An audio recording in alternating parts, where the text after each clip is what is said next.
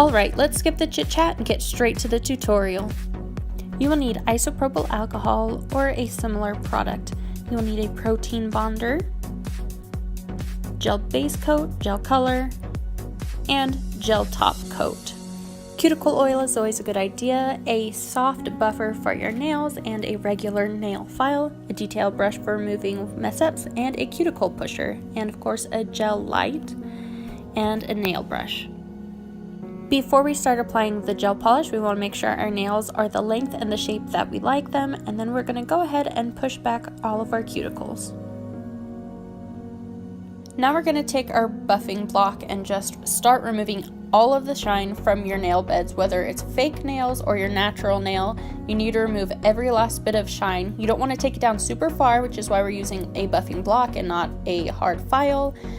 Just need to get off there so the gel can adhere properly.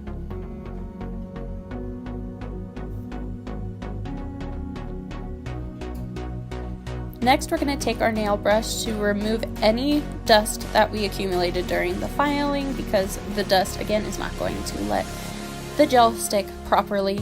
We're going to take a lint-free cotton wipe and some isopropyl alcohol or a nail clarifier. I'm going to soak it on the pad, and we are going to scrub all of our nails to kind of dehydrate it and just really prep it for the next step. At this point in the process, your nails should look really dry and just matte. If not, it means you need to buff them some more. We're going to take our protein bonder, which is going to make a really great connection between your natural nail and the gel polish. So we just want to get it on there, make sure you get every little bit. I tend to go a little crazy and apply more than probably needed, but too much isn't going to hurt. So just make sure you do that to all the nails, put the protein bonder on there, and you'll be good to go. Ooh, so shiny. Next, you're going to take your gel base coat and give it a good shake and start applying it to each of your nails. I find that there hasn't really been any issue intermixing brands when it comes to base coat and color and top coat. You want to be careful you don't flood the cuticle, so don't like glob it on there and have it going all over the sidewalls and everything, because that'll just cause lifting and it'll look gross. So take a detail brush if you need to and remove any excess around the edges. Put your nails in the light for 60 seconds, making sure to get your thumb in there completely. Sometimes I like to give an extra 30 seconds afterwards to the side of the thumb that wasn't really facing up. Next, we're going to take our gel color, give it a really good shake to make sure it's all mixed up, and we're going to start applying it to each of our nails. You don't need to do a thick coat. You are pretty much always going to need to do 2 coats when you do gel color. If you get an extra big glob on there by accident, just wipe it off, put it back in the bottle. Use your detail brush to remove any excess that's kind of going around the edges for the same reason we talked about in the base coat.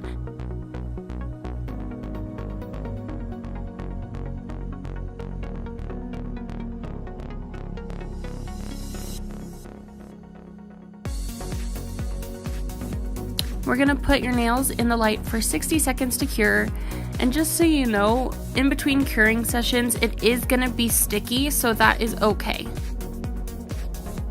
Go ahead and start applying the second coat, and then guess what we're going to do?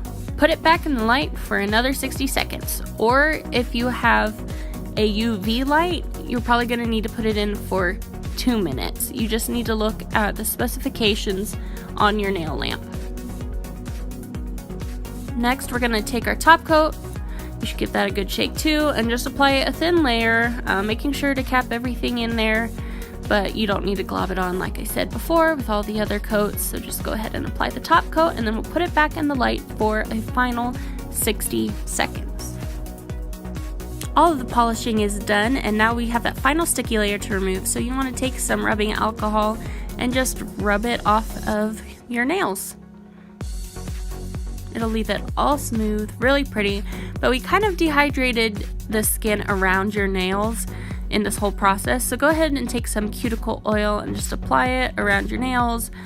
You can do this daily. It actually really helps with like hangnails and just cracking from the cuticle area, so go ahead and rub that in and you'll be good to go.